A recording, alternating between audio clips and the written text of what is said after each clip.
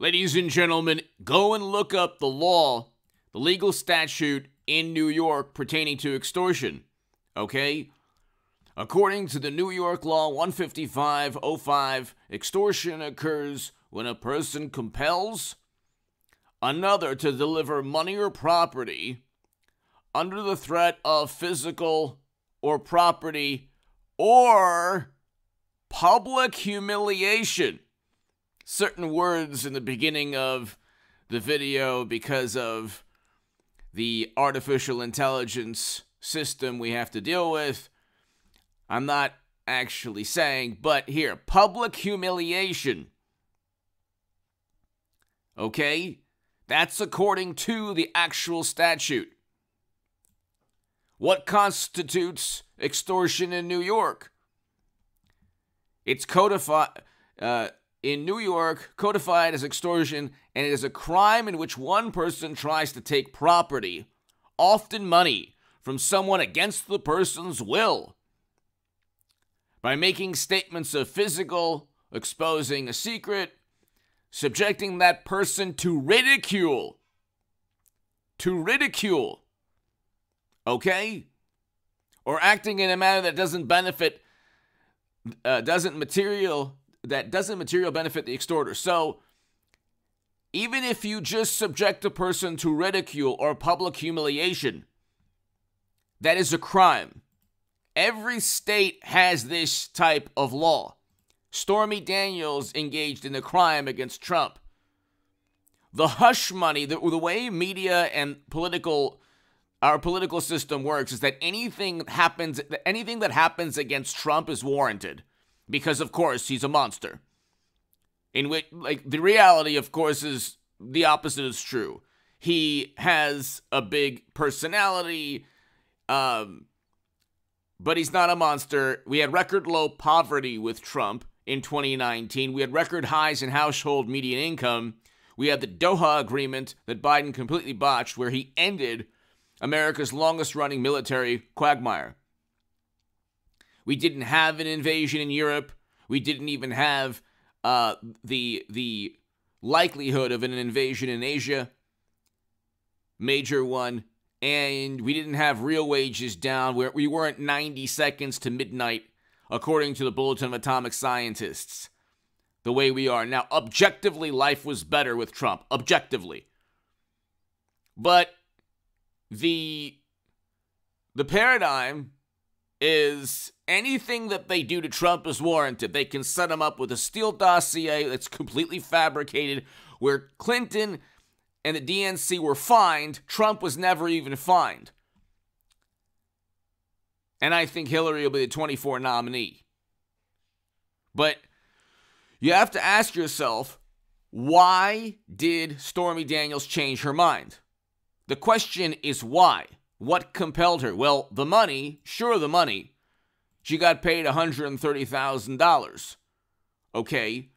But why was she keeping it secret for so long? Well, she signed a non-disclosure agreement, a confidentiality agreement, which also leads to the question, she wanted to have that relationship, that, one-night affair with Trump.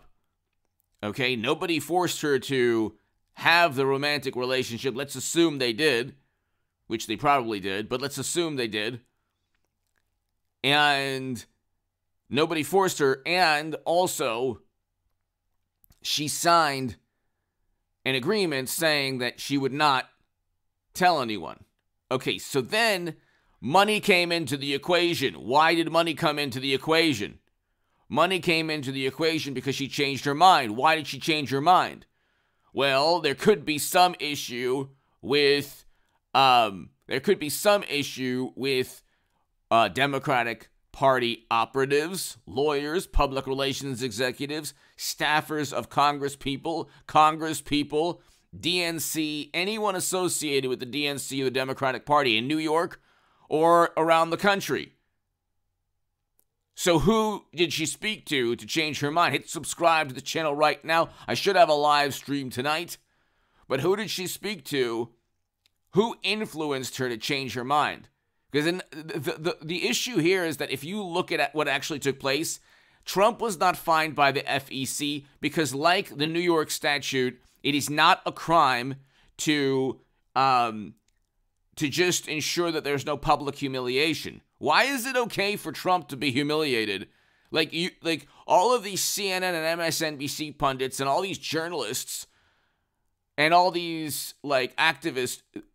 So if somebody extorted them and said, okay, I'm going to say to the world that we had a romantic relationship and you better give money or else your life is ruined, that's not a crime? Of course that's a crime. They wouldn't want that. The same people pontificating and judging and condemning Trump, and hit subscribe to this channel right now. Go to H.A. Goodman to read my writing in The Hill, The Huffington Post, Salon, The Jerusalem Post, The Federalist, and other publications. Patreon is below. Super thanks is below. The same people judging and condemning Trump would hire an attorney immediately and file a countersuit or approach the authorities saying, hey, this person is trying to extort me. You can't do that just because you don't like somebody. So the legal statutes state, and here, National Review, yes, Trump was extorted. And Alan Dershowitz is very clear about this.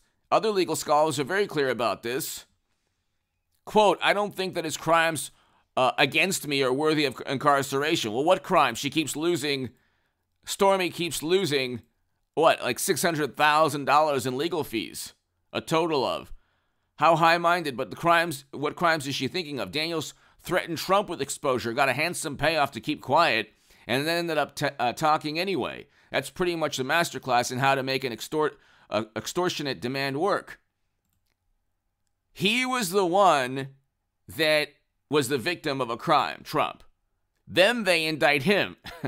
And the funny thing is, the indictment is hilarious. Not even an indictment. The indictment actually shows how desperate they all are.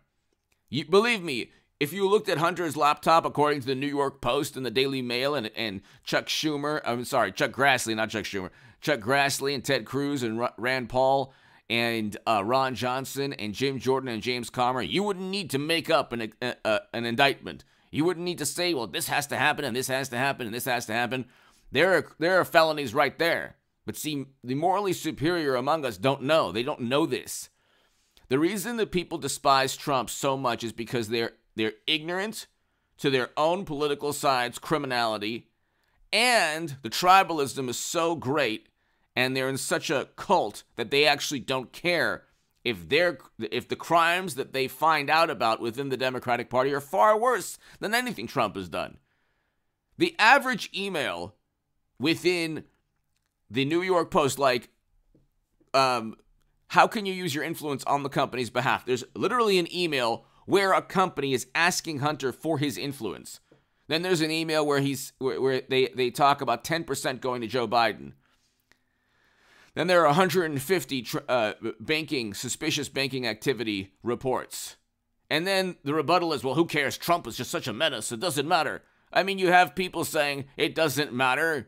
What? Why? What did Trump do? My God almighty. What did he do? We had a great economy and a great foreign policy.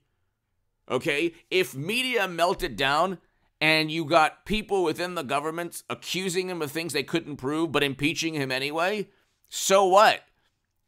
The sensibilities of Democrats and never-Trumpers do not correlate to actual fact and reality.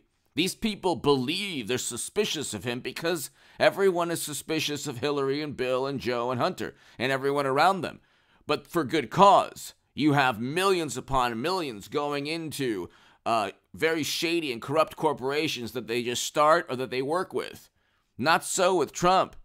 Notice how none of this has to do with actual business deals. You can look at specific business deals with adversaries that Hunter and Joe have engaged in. And Joe lied about working with his son's business associates who have interests other than our own national interest or against our national interest. Anyway, give me your thoughts below. Hit subscribe right now. I'll be back in a couple of hours. You cannot engage in a crime and then indict Trump. I mean, this is not going to... This is... with a new attorney general, you could easily convict Stormy Daniels of this. Give me your thoughts below. Hit subscribe to this channel right now.